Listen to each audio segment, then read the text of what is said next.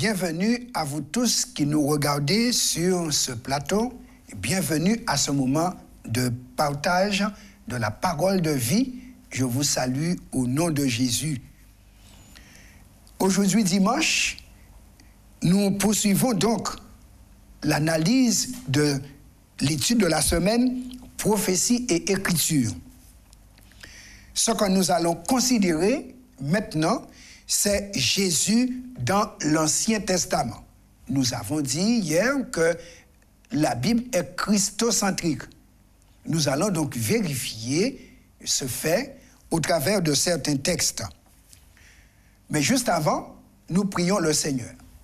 Éternel, nous t'invitons à être avec nous pour nous éclairer dans la parole prophétique afin que nous ayons la juste compréhension des choses et qu'ainsi, éclairés, nous puissions aller dans la bonne direction. Merci pour Jésus que tu nous as donné comme sauveur. Merci pour la parole qu'il nous a laissée.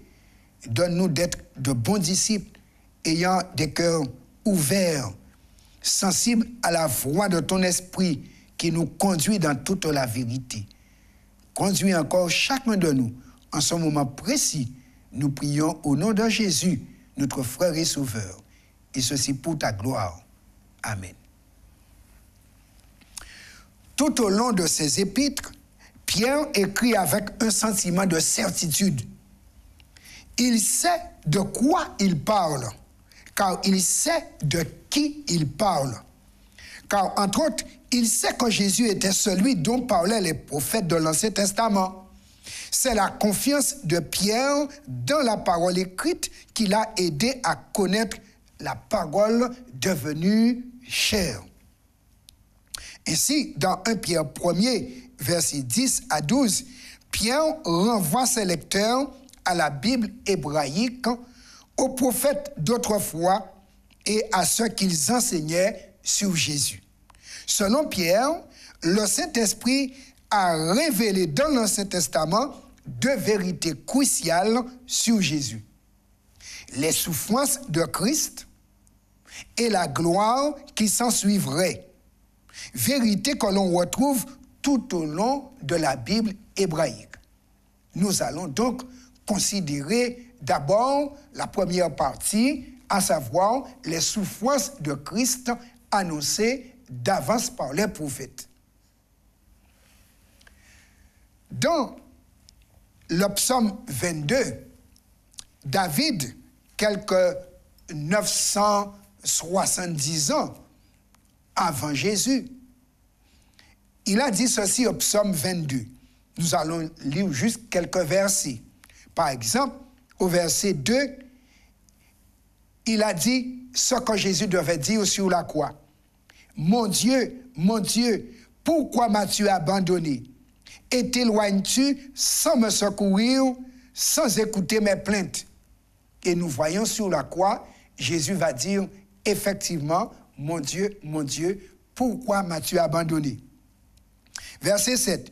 Et moi, je suis un ver et non un homme, l'opprobre des hommes et le mépris du peuple. Et effectivement, la Bible dit, méprisé, Jésus l'a été, on a craché sur lui. Verset 8. Tous ceux qui me voient se moquent de moi. Ils ouvrent la bouche, secouent la tête. Et dans Matthieu, on dit effectivement, ceux qui passaient secouaient la tête et on se moquait de lui, lui disant, descends de la croix pour qu'on puisse croire en toi. Puisque tu as délivré, tu as ressuscité les morts, eh bien, descends de la croix. Ensuite, verset 9. Recommande-toi à l'Éternel, l'Éternel le sauvera, il le délivrera puisqu'il l'aime. Et effectivement, ceux qui entouraient la croix ont rapporté exactement ces mêmes mots que David avait annoncés plus de 900 ans avant la croix. Verset 13. De nombreux taureaux sont autour de moi. Des taureaux de Basan m'environnent. Effectivement, les gens, ils environnaient la croix. Verset 17. Car des chiens m'environnent, une bande de scélérats rôdent autour de moi. Ils ont percé mes mains et mes pieds. effectivement, ceux qui ont percé Jésus n'étaient pas de tendres personnes. Verset 18. Je pourrais compter tous mes os. Eux, ils observent, ils me regardent. Verset 19. Ils se partagent mes vêtements, ils tirent au sort ma tunique. Effectivement, les soldats romains, ils ont tiré au sort pour savoir qu'est-ce qu'ils allaient faire du vêtement de Jésus, qui l'aurait. Et la Bible dit, 900 ans auparavant, on a annoncé que le vêtement de Jésus serait tiré au sort, ce que Matthieu rapporte. Nous lisons également dans Ésaïe 53, ce que 700 ans environ avant la naissance de Jésus, ce que le prophète avait annoncé concernant les souffrances qu'il allait endurer, déjà l'accueil qu'on lui réserverait. Qui a cru à ce qui nous était annoncé? Qui a reconnu le bras de l'Éternel? Il s'est élevé devant lui comme une faible plante, comme un rejeton qui sort d'une terre desséchée. Il n'avait ni beauté, ni éclat pour attirer nos regards, et son aspect n'avait rien pour nous plaire.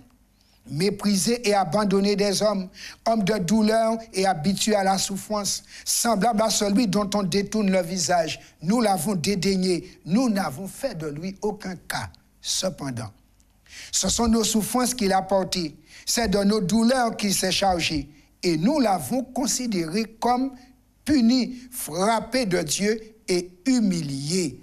Mais il était blessé pour nos péchés, brisé pour nos iniquités. Le châtiment qui nous donne la paix est tombé sur lui, et c'est par ses meurtrissures que nous sommes guéris.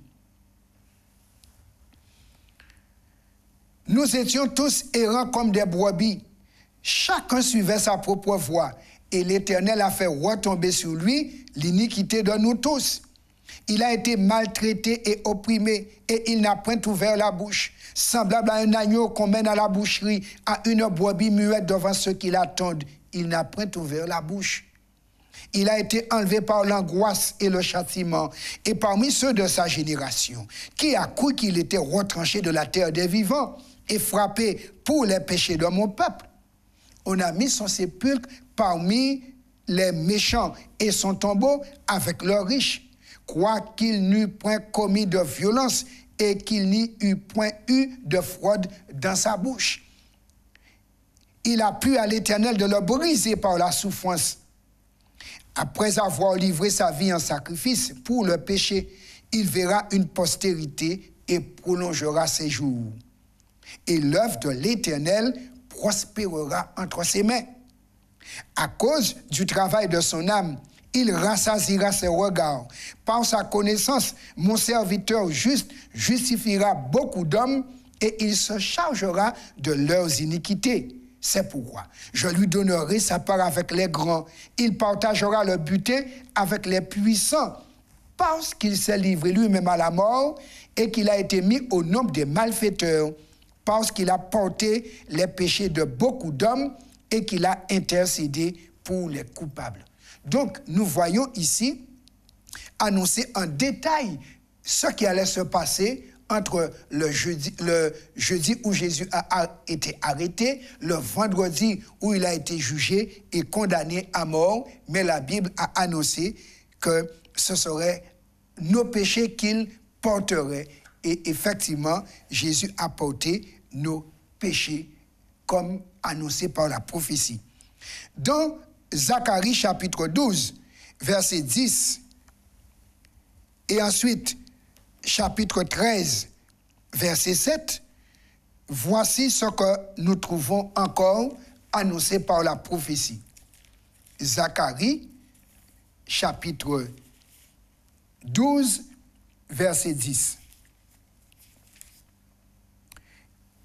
Alors je répandrai sur la maison de David et sur les habitants de Jérusalem un esprit de grâce et de supplication, et ils tourneront les regards vers moi, celui qu'ils ont percé.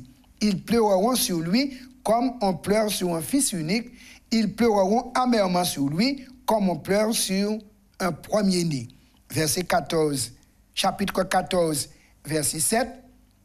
Ce sera un jour unique connu de l'Éternel, qui ne sera ni jour ni nuit, mais vers le soir, la lumière paraîtra. Nous voyons ici la prophétie annoncée que, premièrement, on allait percer l'Éternel. Et l'Éternel a été percé. Donc, au ciel, nous avons un Dieu éternel à main percée. Mais la Bible dit dans la prophétie que ceux qui l'ont percé vont pleurer sur lui. Ce temps n'est pas encore arrivé, mais ce temps viendra.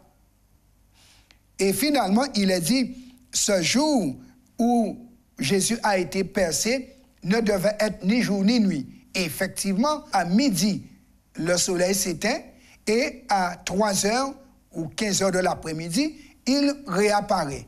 Donc, un jour qui n'est pas totalement un jour, car on voit 3 heures de noirceur dedans, en même temps qu'il n'est pas nuit, parce qu'on est en plein jour. Effectivement, la prophétie a annoncé ces événements et ils se sont réalisés à la mort de Jésus. Maintenant, dans Jérémie chapitre 33, versets 14 et 15, le prophète Jérémie, de son côté, annonce des événements liés à Jésus. Jérémie 33, versets 14 et 15. Il est dit, « Voici les jours viennent, dit le Seigneur l'Éternel, où j'accomplirai la bonne parole que j'ai dite sur la maison d'Israël et sur la maison de Juda. En ces jours, en ce temps-là, je ferai éclore à David un germe de justice. Il pratiquera la justice et l'équité dans le pays. » La prophétie annonçait que Jésus devait être de la descendance de David et qu'il allait pratiquer l'équité et la justice dans le pays. Et c'est pourquoi jamais homme n'a vécu ni n'a parlé comme Jésus a vécu et a parlé.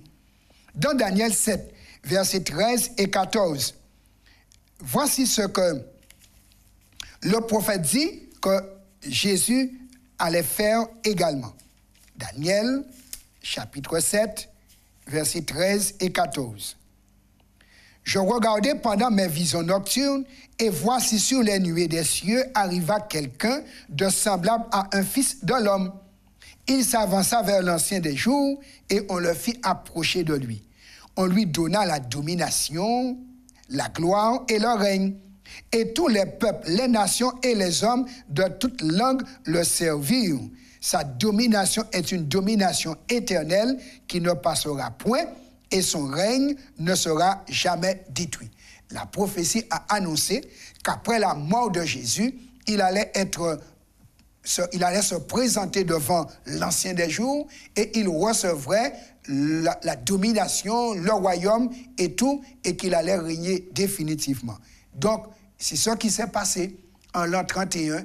Jésus, il est monté au ciel, accueilli par le Père.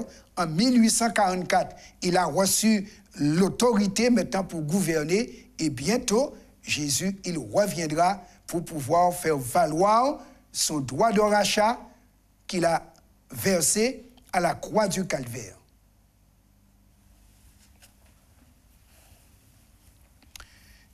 Donc, dans 1 Pierre 1er, versets 10 à 12, Pierre assure à ses lecteurs qu'ils occupent une place très spéciale dans l'histoire du salut. Il leur a été révélé bien plus qu'aux prophètes d'autrefois. Effectivement, ils étaient les témoins ou fréquentaient les témoins oculaires de ce que Jésus a enduré. Les prophètes s'étaient en effet adressés à leur époque, mais des passages cruciaux de leur message ne devaient s'accomplir qu'au moment de la venue de Christ. Ils ont annoncé les choses, mais eux-mêmes ne pouvaient pas encore percer. Une partie de ce que les prophètes avaient prédit se réalisa uniquement du vivant des lecteurs de Pierre. Ces lecteurs avaient entendu ceux qui ont communiqué la bonne nouvelle avec l'Esprit Saint envoyé du ciel, des vérités que même les anges désiraient connaître. Ayant entendu la prédication de l'Évangile, ils connaissaient plus en détail que les prophètes d'autrefois la réalité et la nature de la souffrance et de l'humiliation du Rédempteur.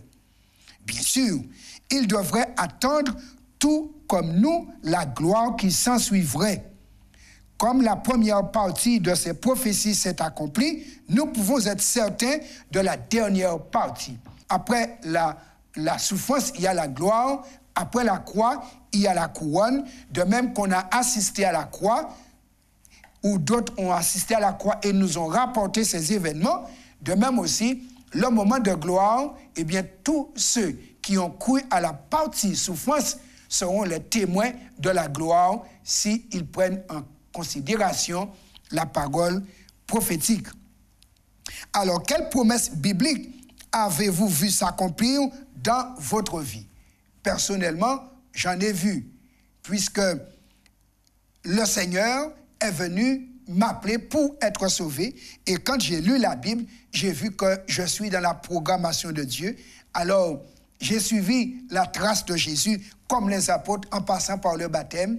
Et comme il est dit, celui qui croira et qui sera baptisé sera sauvé. Je suis avec la joie du salut parce que j'ai accompli ce que la prophétie avait dit. Ceux qui croiraient et qui seraient baptisés seraient sauvés. Alors, je tiens pour certains aussi ce fait. Ayant été baptisé, candidat pour l'éternité, je m'y maintiens ferme.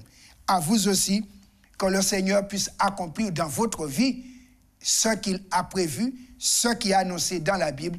Croyez la Bible, croyez Dieu et vous aurez la foi de Jésus pour le salut. Prions le Seigneur. Oui, notre Père et notre Dieu, merci grandement pour la parole prophétique, car tout ce qui a été dit de Jésus et sur Jésus s'est réalisé. Et nous savons maintenant qu'il est devant toi en tant qu'avocat pour recevoir la domination totale. Et lorsqu'il reviendra, alors c'est lui qui va nous introduire dans la gloire. Nous attendons cette partie aussi. Donne-nous en attendant ce grand moment d'endurer quelles que soient les difficultés, problèmes et souffrances, tout comme lui a enduré, pour que nous puissions aussi participer au moment de gloire lorsque Jésus reviendra. Tiens-nous la main, donne-nous une foi solide. Nous prions ainsi en son nom et pour ta gloire. Amen.